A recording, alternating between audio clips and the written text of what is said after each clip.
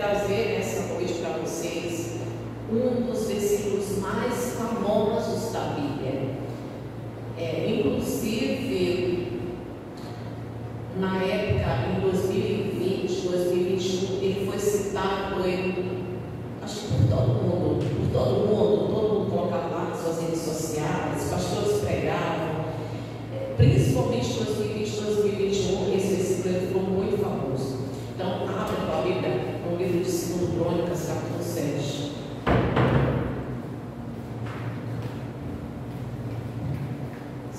Crônicas, capítulo 7.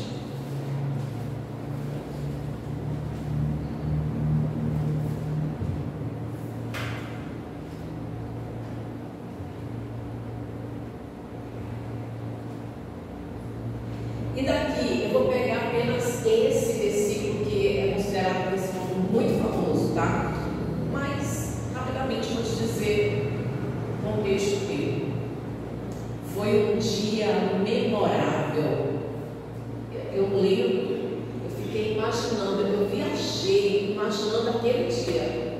Sério. Que dia especial esse daqui. Foi o dia em que Salomão consagra a Deus o templo de Salomão, o templo do Senhor. E nesse dia, ele fez uma festa espiritual e ofereceu sacrifícios ao Senhor. Só para você ter uma ideia, se não me engano, foram 22 mil bois e 120 mil ovelhas. Isso na consagração. E eu fiquei imaginando como deve ter sido aquele dia. E foram oferecidos muitos sacrifícios, muitas ofertas ao Senhor nesse dia. Inclusive, nesse capítulo 7, eu estou apenas narrando, eu não quero ler, porque se eu ficar lendo, eu vou querer estar explicando. Diz que já não cabia mais oferta no altar, de tanta oferta, de tantos sacrifícios que fizeram ao Senhor. E foi a segunda vez que Deus aparece a Salomão. A primeira vez foi quando Salomão fez aquele pedido de sabedoria para guiar o povo do Senhor. E agora, quando ele apresenta o templo, quando ele consagra o templo a Deus e oferece sacrifício, o coração de Salomão estava totalmente voltado para o Senhor, de tal maneira que o Senhor imediatamente responde Salomão. O Senhor aparece para Salomão e ele faz promessas a Salomão, promessas como consequência de obediência, como sempre, e também fala o que vai ocorrer se acontecer o povo desobedecer. E eu quero pegar uma coisa que Deus falou. Nesse versículo, Deus faz 3 promessas, e as 3 promessas que ele faz, outra pessoa não pode atender. Não adianta ir em nenhum lugar, tentar, daqui quer que seja, só o Senhor pode cumprir essas promessas aqui, que é esse lugar mesmo. Vamos lá? E diz assim, se o meu povo, que se chama pelo meu nome, se humilhar e orar e me buscar e se converter dos seus maus caminhos, então eu ouvirei dos céus, perdoarei os seus pecados e sararei a sua terra. 3 promessas. E essas 3 aqui, elas são maravilhosas. São maravilhosas. Ouvir, perdoar e sarar a terra. Outra pessoa não pode fazer isso. Por isso que teve toda aquela polêmica lá com Jesus, porque só Deus pode perdoar pecados. E Deus, ele faz um pacto com Salomão a respeito do templo. E ele fala: se humilhar, se converter, se meu povo se humilhar, orar, me buscar e se converter. Esse orar e me buscar, porque está no mesmo versículo. Há alguma coisa diferente entre orar e me buscar e se converter em seus maus caminhos. Esse é o caminho para que a promessa de Deus se cumpra na vida da pessoa.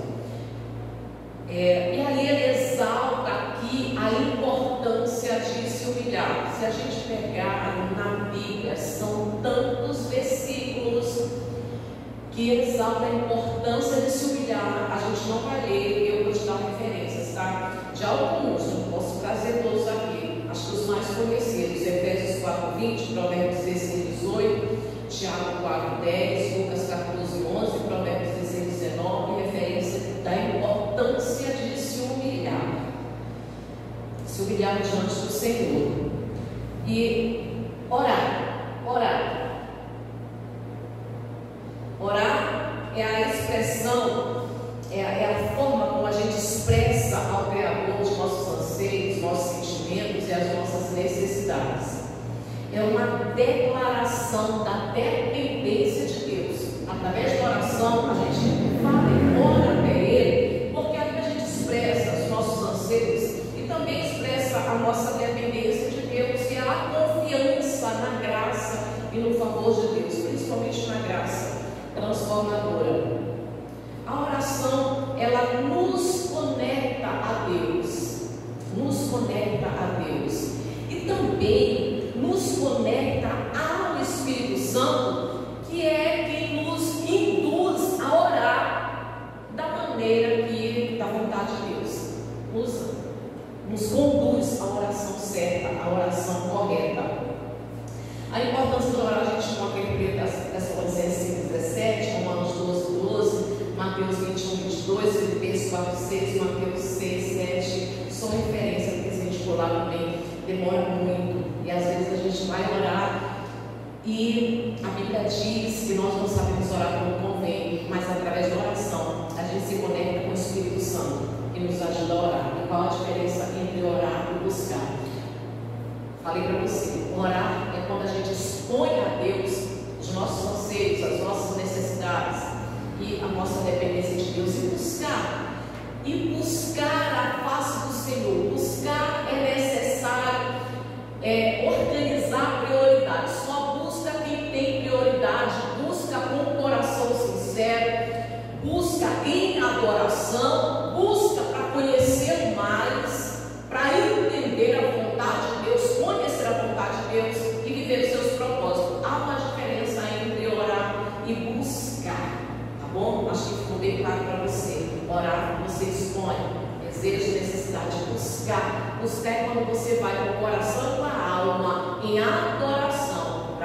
E olha, são as exigências para que Ele venha ouvir, perdoar e sarar a terra. É necessário que a pessoa venha cumprir essas exigências. A pessoa venha se humilhar, orar, buscar e se converter em seus maus caminhos. Buscar a face do Senhor. Você só busca algo que é valioso se isso for realmente uma prioridade na sua vida. Rapidinho, vamos lá no Salmo 27. Eu não queria pegar todos os versículos, não, mas a gente pega pelo menos uns 2 ou 3. Salmo 27, que é o Salmo da minha vida.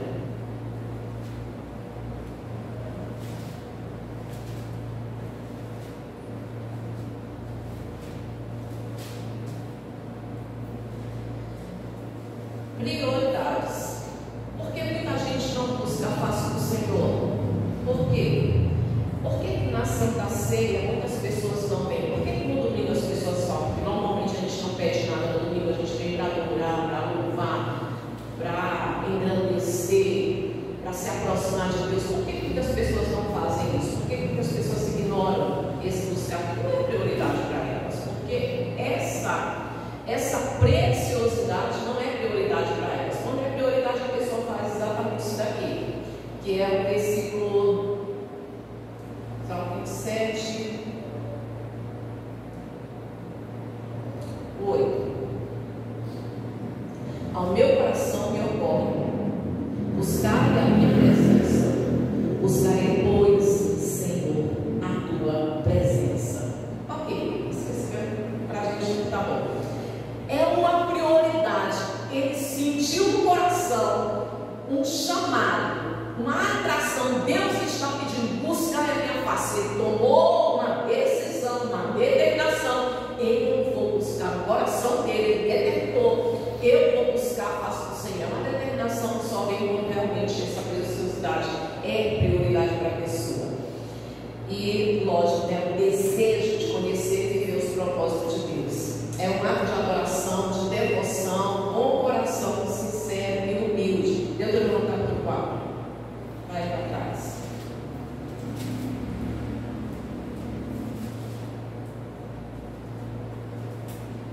Deuteronômio capítulo 4. Versículo 29. De lá buscarás ao Senhor teu Deus e o acharás, quando buscares de todo o coração e de toda a tua alma. Eu acho isso daqui traz para a gente uma explicação muito clara, que olha a promessa de Deus. Ou seja, se a pessoa busca a Deus de todo o coração, de toda a alma, ela vai encontrar. Por que às vezes tem pessoas que chegam na igreja, entra vazia e sai vazia?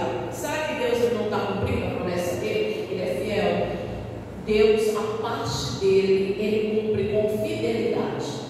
Então, por que tem muitas pessoas, irmãos, que não conseguem, muitas das vezes, na presença de Deus, se encher da paz, da alegria e do amor de Deus e sair, voltar para casa renovado, cheio da presença de Deus? Ele cumpre, sinal que há alguma coisa, é o coração dividido, é a mente dividida, a alma da pessoa não está entregue, ela não está buscando de todo o coração, há uma preocupação com alguma coisa, há uma distração, alguma coisa está atrapalhando mais todo aquele que chega na igreja, sabe, pode não ser aquele culto de, digamos, culto de domingo, culto de Santa Ceia, culto especial, mas pode não ter um fundo musical muito lindo, muito inspirador, mas aquele que vem com o coração sincero, com a alma devota, quer buscar e quer sentir, quer a presença de Deus, quer buscar conhecê-lo, se envolver com Deus, mergulhar no conhecimento do Senhor, se encher do amor de Deus, da graça de Deus, essa pessoa tem como sair vazia, porque Deus é fiel, não tem como sair vazia. Então, cuidado, preste atenção na tua vida, quando você entra e sai, entra triste e sai pesado, né? O problema não está com Deus, o problema está com você, não está entregando o teu coração, não está buscando de todo o coração. Quer ver? Lê de novo comigo, 29, ó. De lá, o templo, ó, de lá buscarás ao Senhor teu Deus e o acharás.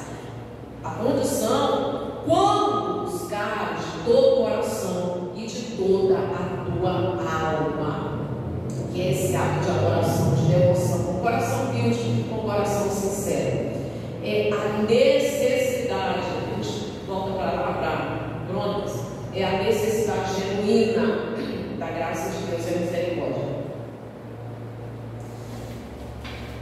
que inclui buscar a face do Senhor, a presença de Deus, inclui buscar a graça transformadora e busca se tornar a imagem de Deus, se transformar, buscar ser a imagem de Deus.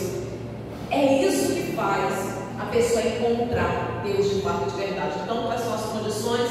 Tem que orar, mas também tem que buscar. Não basta orar, tem que buscar a face do Senhor, tem que se humilhar, como diz Tiago, né? Humilhai-vos diante do Senhor, como o apóstolo Pedro também diz, humilhai-vos debaixo da potente mão do Senhor. Então, tem que se humilhar. A importância da pessoa se humilhar, orar e buscar, que são duas coisas diferentes, parecidas, mas diferentes. Aí ele diz que ele vai ouvir, ele vai perdoar e ele vai curar. A mudança, a conversão que é essa mudança de direção, que isso acontece quando a pessoa reconhece que ela pegou uma direção errada. Como diz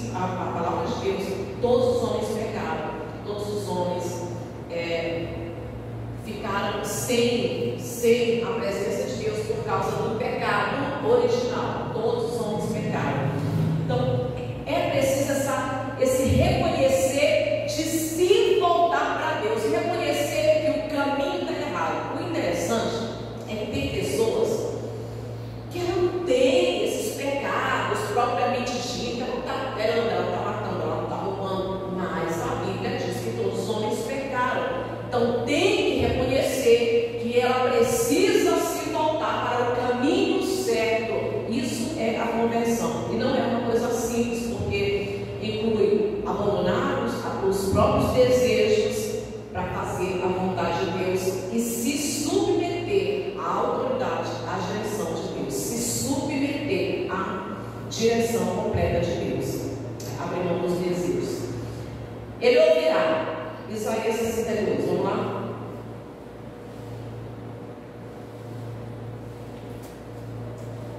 Ele ouvirá. Isaías 62. O versículo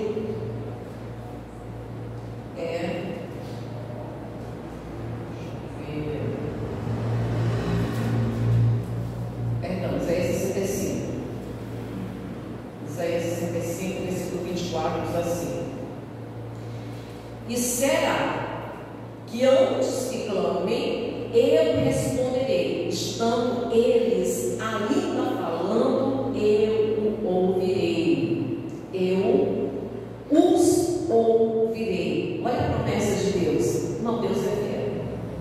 Ele dá as condições, mas ele é fiel e ele promete ouvir. Ele promete ouvir. Perdoar. Salmo 103. Volta um pouquinho. Salmos 103. Versículo 12 diz assim: quanto dista o Oriente do Ocidente, assim afasta de nós as nossas transgressões.